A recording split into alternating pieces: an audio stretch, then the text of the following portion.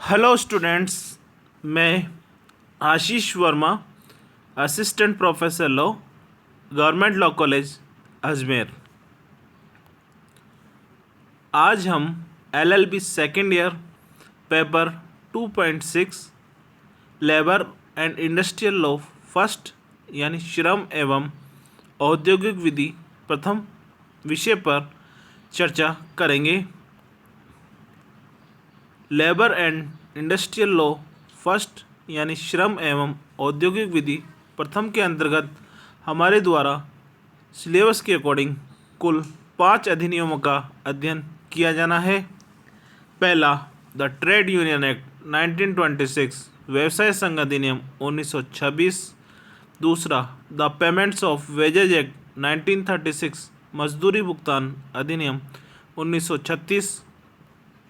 तीसरा, the industrial dispute act 1947 औद्योगिक विवाद अधिनियम 1947। चौथा, द फैक्ट्रीज एक्ट 1948 कारखाना अधिनियम 1948।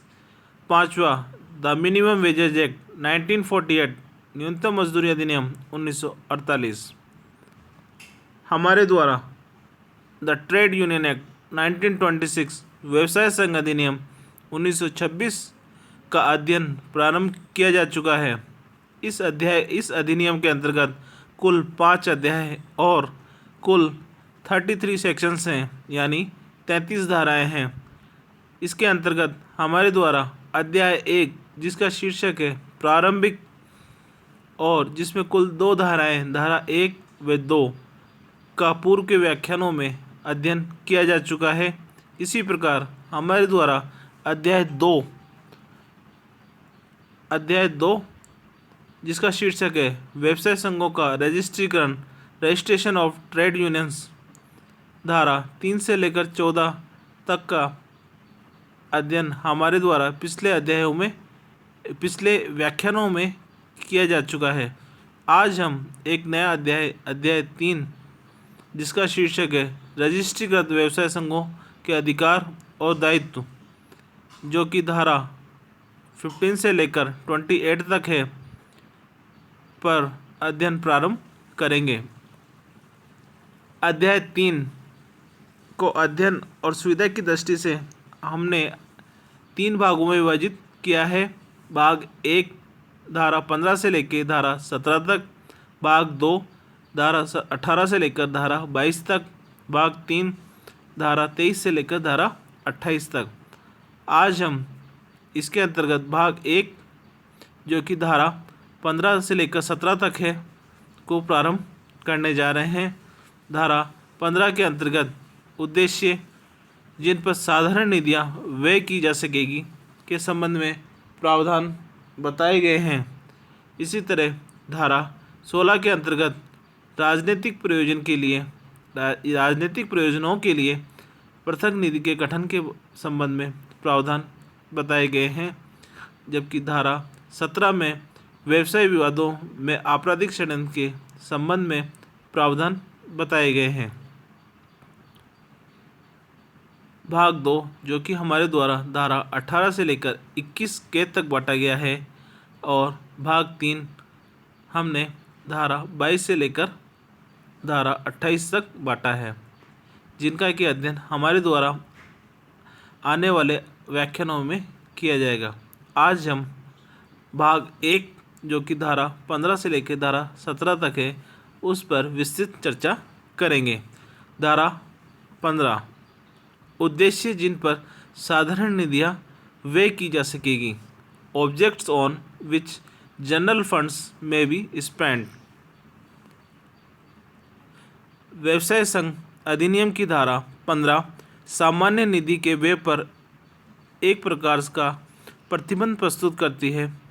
पंजीकृत व्यवसाय संघ की सामान्य निधियां निम्नलिखित उद्देश्यों के अतिरिक्त किन्हीं अन्य उद्देश्यों के लिए व्यय नहीं की जा सकेगी, जिसमें है अर्थात पहला या क व्यवसाय संघ के पदाधिकारियों के समलंब या वेतन भत्तों और तत्संबंधी व्यय को संदाय या तत्संबंधी अन्य खर्चों के बारे में। ख व्यवसाय संघ के प्रशासन के लिए व्ययों का संदाय, जिसके अंतर्गत व्यवसाय संघ की साधारण निधियों के लेखाओं की संपरीक्षा आती है, अर्थात व्यवसाय संघ के प्रशासन पर किए गए खर्चों का भुगतान, जिसमें व्यवसाय संघ की सामान्य निधि के लेखा परीक्षण संबंधी व्यय भी सम्मिलित है।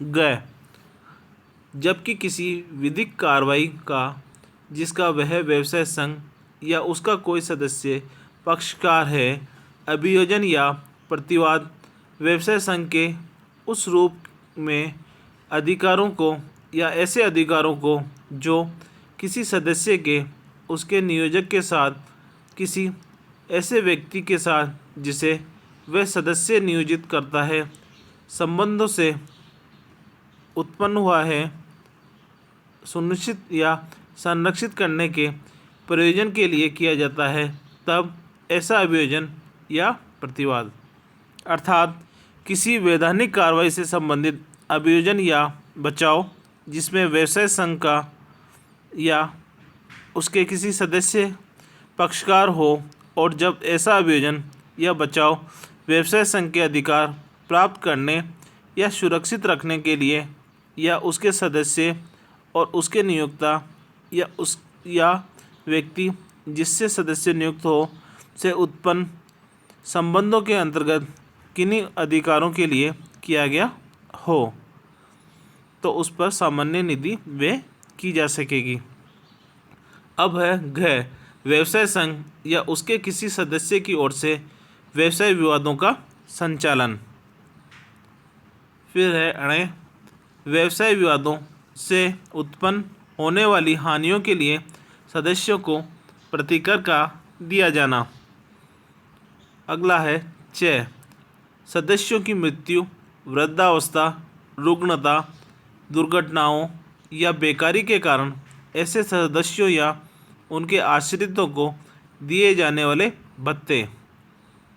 अगला है 6 सदस्यों के जीवन बीमा की पॉलिसियों अथवा रुग्णता, दुर्घटना या बेकारी के विरुद्ध सदस्यों का बीमा करने वाली पॉलिसियों का दिया जाना या उनके अधीन के दायित्वों का ग्रहण।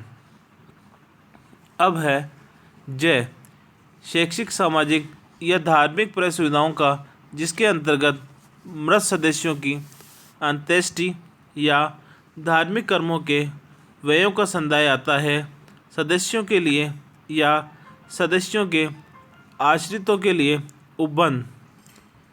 अब है यह मुख्यतः नियोजकों या कर्मकारों पर उनकी उस हैसियत में प्रभाव डालने वाले प्रश्नों पर चर्चा करने के प्रयोजन के लिए सामयिकी को चालू रखना, अर्थात नियोजकों या कर्मकारों पर उनकी हैसियत पर प्रभाव डालने वाले प्रश्नों पर चर्चा करने के लिए पत्रिकाओं के प्रकाशन और उनके अनुरक्षण के संबंध में किए गए व्यय।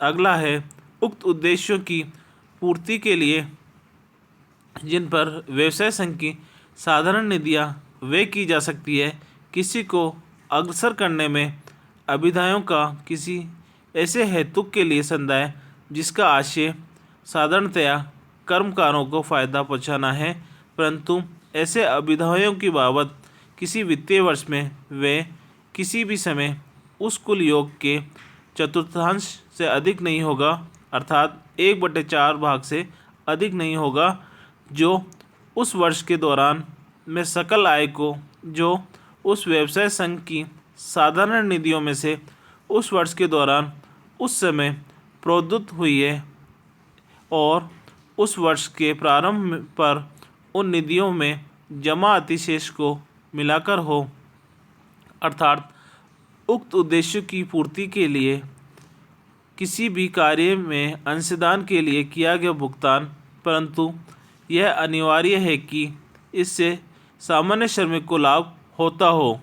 ऐसा अंशदान किसी वित्तीय वर्ष में उस समय तक प्राप्त सभी आय और वर्ष के आरंभ की शेष आय के 1/4 भाग से अधिक नहीं होना चाहिए। अब है तय अधिसूचना में अंतर्विष्ट किन्हीं शर्तों के अध्याधीन रहते हुए कोई ऐसा अन्य उद्देश्य जो समुचित सरकार के द्वारा शासकीय राजपत्र में अधिसूचना के द्वारा प्रकाशित किया जाए या अधिसूचित किया गया हो।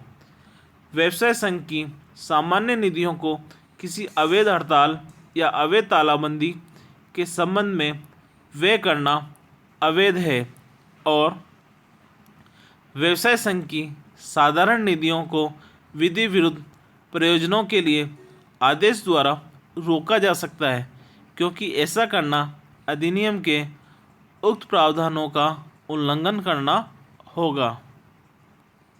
अब है धारा 16, राजनीतिक प्रयोजनों के लिए पृथक निधि का गठन।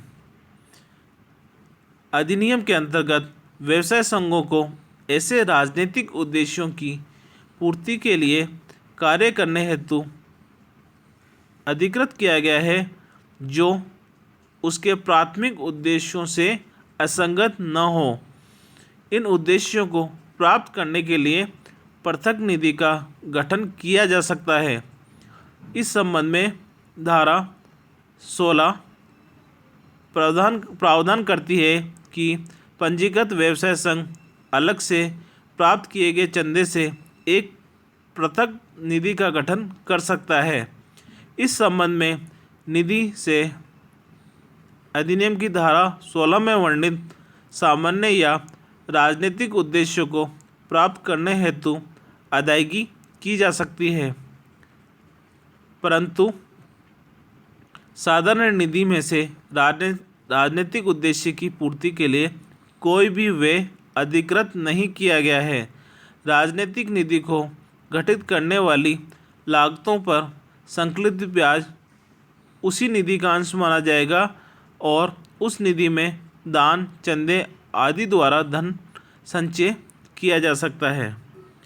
उपधारा 1 के अनुसार रजिस्ट्रीकृत व्यवसाय संघ एक पृथक निधि का ऐसे अभिधायों से गठन कर सकेगा जो उस निधि के लिए पृथक उद्धृत हुआ हो या किए गए हों या दिए गए हों, जिसमें से संदाय उपधारा 2 में विनिर्दिष्ट उद्देश्यों में से किसी को अग्रसर करने में उसके सदस्यों के नागरिक और राजनीतिक हितों की अभिवृद्धि के लिए किए जा सकेंगे।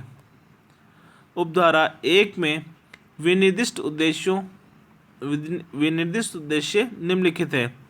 संविधान के अधीन गठित किसी विधायी निकाय के किसी स्थानीय प्राधिकारी के सदस्य के रूप में निर्वाचन के लिए अपनी अभ्यर्थता निर्वाचन के संसंग में निर्वाचन के पूर्व, दौरान या पश्चात किसी अभ्यर्थी या भावी अभ्यर्थी द्वारा प्रत्यक्ष से या अप्रत्यक्ष से उपगत व्ययों का संदाय, अर्थात भारत के संविधान के अधीन गठित किसी विधायी निकाय या किसी स्थानीय प्राधिकरण के सदस्य के रूप में व्यवसाय संघ के सदस्य के निर्वाचित होने के लिए प्रत्याशी या संभावित प्रत्याशी बनकर निर्वाचन से पूर्व, उसके दौरान या उसके पश्चात किया गया कोई प्रत्यक्ष या अप्रत्यक्ष व्यय।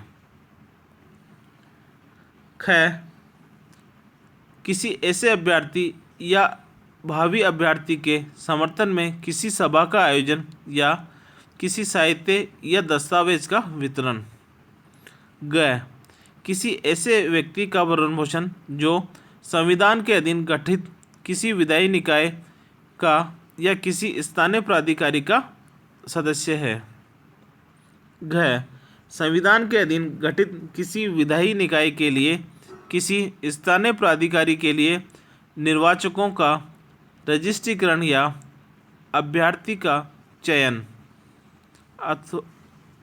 अगला है अनय किसी भी प्रकार की राजनीतिक सभाओं का आयोजन या किसी भी प्रकार के राजनीतिक साहित्य या राजनीतिक दस्तावेजों का वितरण। अर्थात किसी भी प्रकार के राजनीतिक सभा का संयोजन अथवा किसी भी प्रकार के राजनीतिक प्रलेख के संबंध में किया जाने वाला व्यय।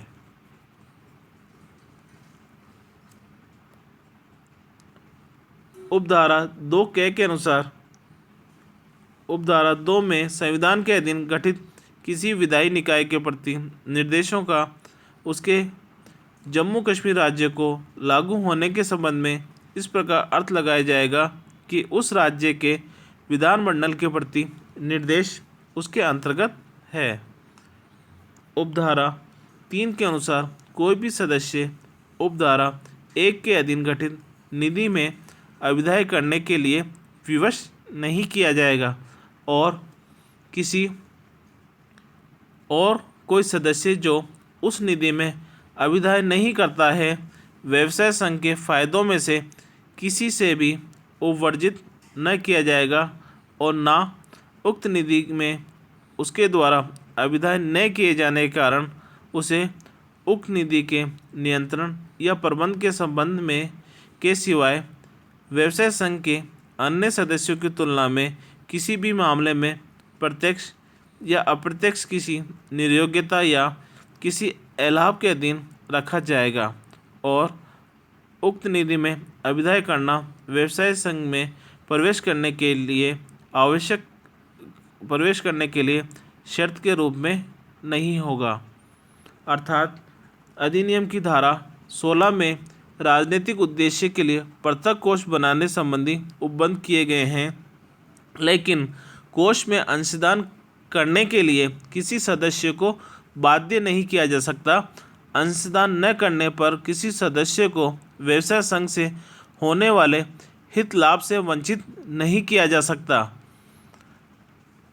और अंशदान करने वाले सदस्यों और अंशदान न करने वाले सदस्यों के बीच व्यवसाय संघ द्वारा कोई लाभ अर्जित करने संबंधी भेदभाव नहीं किया जा सकेगा।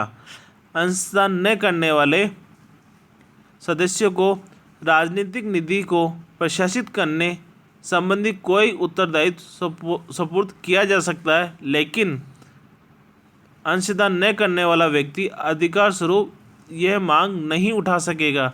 इसी प्रकार अंशदान न करने वाले सदस्य राजनीतिक सभाओं में मतदान नहीं कर पाएंगे। अब है धारा 17 व्यवसाय विवादों में आपराधिक षड्यंत्र। रजिस्ट्रीकृत व्यवसाय संघ का कोई भी पदाधिकारी या व्यवसाय संघ के किसी ऐसे उद्देश्य को जैसे धारा 15 में विनिर्दिष्ट है अग्रसर करने के प्रयोजन के लिए सदस्यों के बीच किसी करार के बारे में जब तक कि वह करार किसी अपराध को करने का करार न हो भारतीय दंड संहिता की धारा 120 ख की उपधारा 2 के अधीन दंडनीय नहीं होगा। अर्थात व्यवसाय संघ अधिनियम की धारा 17 आपराधिक षड्यंत्र के संबंध में भारतीय दंड संहिता की धारा 120 ख के अंतर्गत एक पंजीकृत व्यवसाय संघ के पदाधिकारी या सदस्य द्वारा किए गए अपराध के संबंध में उन्मुक्ति प्रदान करती है। इस प्रकार आज हमारे द्वारा कुल 3 धाराओं का अध्ययन किया गया। अध्याय 3 की धारा 15, 16 और 17 का अध्ययन हमारे द्वारा आज किया गया, जिसके अंतर्गत धारा 15 में हमारे द्वारा साधारण निधियों के व्यय के संबंध में और धारा 16 के अंतर्गत राजनीतिक प्रयोजनों के लिए पृथक निधि के गठन के बारे में और धारा 17 के अंतर्गत व्यवसाय विवादों में आपराधिक षड्यंत्र के बारे में प्रावधानों पर चर्चा की गई। धन्यवाद।